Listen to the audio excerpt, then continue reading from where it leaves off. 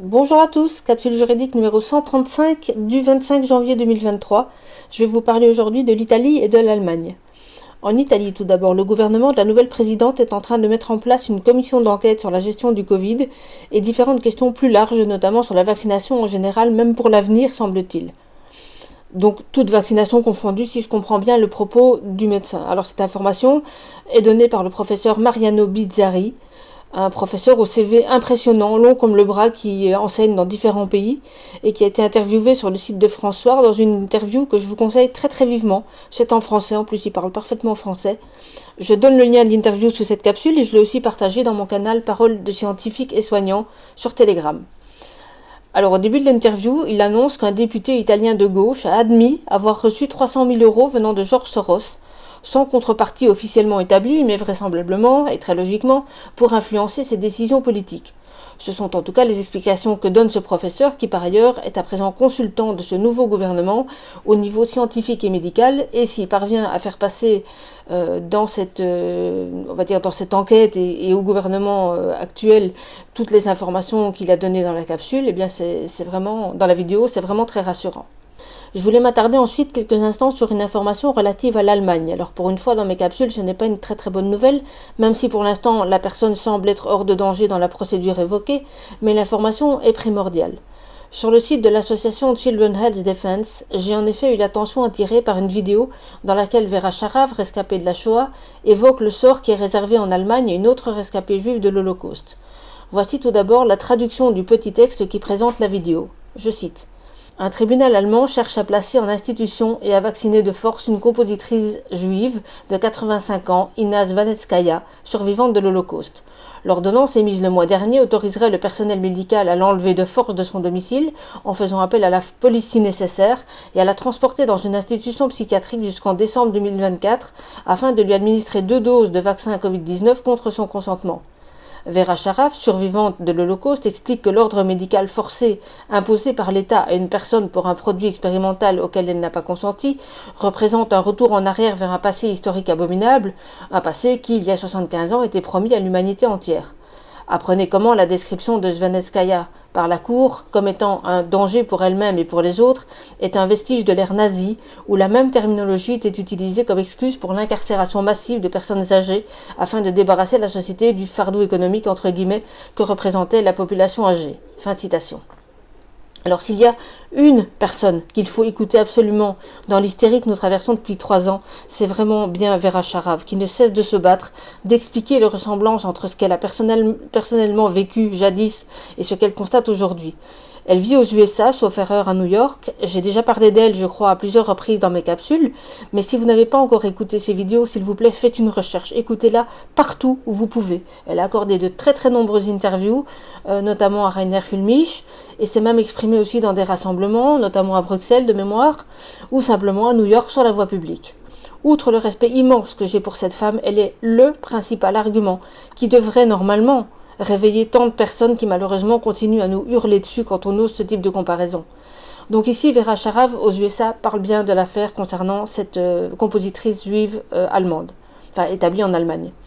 Je mets aussi le lien vers un article du Jerusalem Post à ce sujet. Et dans cet article, on lit que, fort heureusement, après une décision permettant cet internement forcé, un tribunal régional semble avoir annulé la décision. L'article donne quelques détails déjà sur l'affaire afin de défricher les infos de la vidéo. Donc je cite un petit paragraphe de cet article. Le site internet en langue allemande basé en Autriche, Report24, a rapporté pour la première fois mardi le cas de la survivante de l'Holocauste, Ina Svanetskaya. Elle est née en Ukraine en 1937. Holger Fischer, l'avocat de Svanetskaya, a déclaré jeudi sur son compte Telegram qu'un tribunal régional de Stuttgart avait annulé la décision du tribunal inférieur, interdisant donc la vaccination forcée. Fin de citation. Mais même si l'info est un peu laconique, il semble donc pour l'instant que la décision a été annulée, que le danger immédiat à tout le moins soit écarté, mais je vais essayer de prendre contact avec l'avocat de cette femme pour en savoir plus. Et moi vraiment je vous invite à écouter cette vidéo, pour l'instant en anglais, alors si elle est traduite dans les semaines qui suivent, je viendrai donner le lien. Je rappelle aussi qu'une association israélienne de rescapés de la Shoah a déposé en mars 2021 une plainte contre le gouvernement israélien devant la Cour pénale internationale, j'en avais parlé aussi il me semble, et dans cette plainte il se livrait aux mêmes comparaisons. De mon côté, j'ai pu constater à titre personnel la colère que ces infos suscitent pourtant chez certains, sans doute parce qu'on leur a trop dit à la télévision qu'une telle comparaison était la preuve de ce que nous étions nous-mêmes, fascistes, suprémacistes blancs, antisémites ou que sais-je encore. Je l'ai vu chez mes propres parents, la seule fois où j'ai tenté d'expliquer que cette comparaison ne venait pas de moi. Je n'ai jamais pu terminer mon explication. Je n'avais jamais vu mon père s'énerver autant dans une discussion.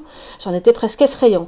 Et tout raisonnement logique qui consistait à expliquer que la comparaison ne venait pas de moi, mais des rescapés de la Shoah eux-mêmes, n'arrive même pas aux oreilles de nos interlocuteurs. Ils ne veulent pas non plus entendre que si nous portons la voix de ces rescapés, il est difficile de nous traiter en même temps de racistes ou d'antisémites.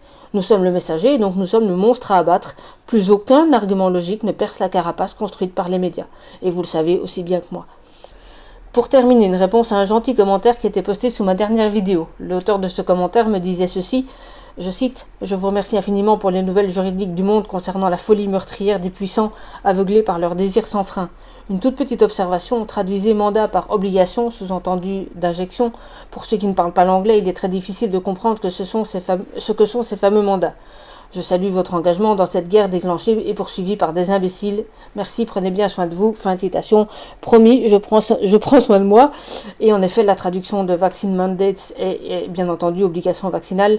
Il est vrai que je ne le traduis pas toujours de cette manière-là dans mes vidéos, dans mes capsules.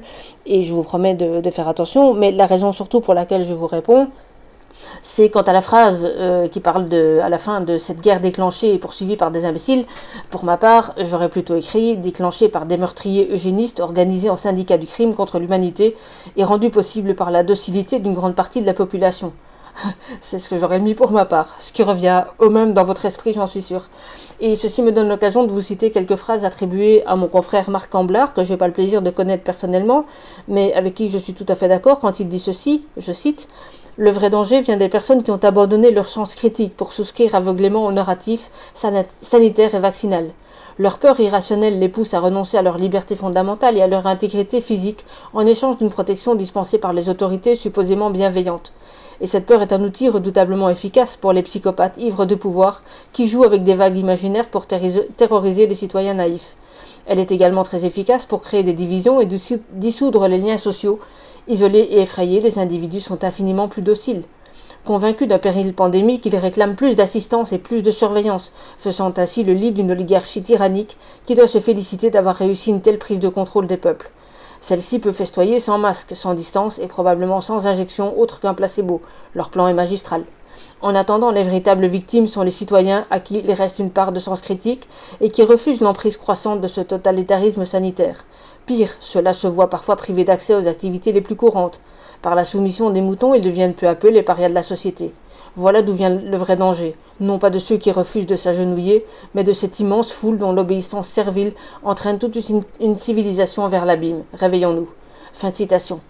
Cette citation est attribuée à maître Marc Amblard. Elle est notamment contenue dans l'ouvrage « Ne leur pardonnez pas, ils savent très bien ce qu'ils font » de Jean-Michel Jacquemin-Raffestin, en page 105. Alors c'est un ouvrage très intéressant d'ailleurs, assez épais, je crois qu'il fait 600 ou 700 pages, que je vous conseille très vivement, même si je regrette quand même un tout petit peu que l'auteur se soit apparemment fait avoir par un piège qui nous a été tendu, en citant lui-même un passage qui est présenté comme venant du livre The Great Reset de Klaus Schwab, extrait qui évoquerait les mangeurs inutiles, vous l'avez sûrement vu passer 25 000 fois sur Telegram notamment. Or ce passage, sauf erreur, ne s'y trouve pas. J'ai bien fouillé partout, j'ai le bouquin, je l'ai lu, j'ai replongé dedans à plusieurs reprises pour être sûr que j'avais pas laissé passer le paragraphe. Honnêtement, je ne le vois pas. Et le bouquin n'est pas très épais, donc a priori, je me suis peut-être trompée, mais je crois pas qu'il n'est pas là. Et donc, cette petite réserve mise à part, l'ouvrage de Jean-Michel Jacquemin-Raffestin est très intéressant, je vous le conseille très vivement. Je vous mets un lien vers l'ouvrage sur le site de son éditeur sous cette capsule. Pour ceux qui veulent lire encore plus, j'ai aussi un canal qui s'appelle Lire pour comprendre, j'en ai déjà parlé. Je remets aussi le lien ci-dessous et je l'alimente chaque fois qu'une lecture peut vous servir à relier d'autres points pour compléter le paysage. Merci enfin à tous ceux qui laissent des commentaires sous mes vidéos de Crowdbunker, ça m'encourage à continuer, je vois que mon travail est utile. Alors il s'agit de mon côté aussi d'un travail de préparation pour un possible livre que j'ai en projet, s'il me reste encore un peu d'énergie lorsque cette guerre sera gagnée pour nous. Il n'en reste pas moins que l'enregistrement de ces capsules prend un certain temps, et donc je suis ravie quand je constate que ça vous plaît, que ça vous aide, et que ça permet à certains peut-être de tenir le coup d'une part, et puis d'en apprendre un peu plus d'autre part. Voilà ce que j'avais pour vous aujourd'hui. Désolée, j'ai un peu bafouillé, je suis fatiguée, et puis surtout, j'ai essayé d'intercaler cette capsule entre deux dossiers, et en me disant qu'il fallait pas que j'y passe trop de temps, et il suffit que je dise ça pour que je bafouille et que je doive tout recommencer 3 fois. Voilà, à très bientôt, tenez bon, au revoir.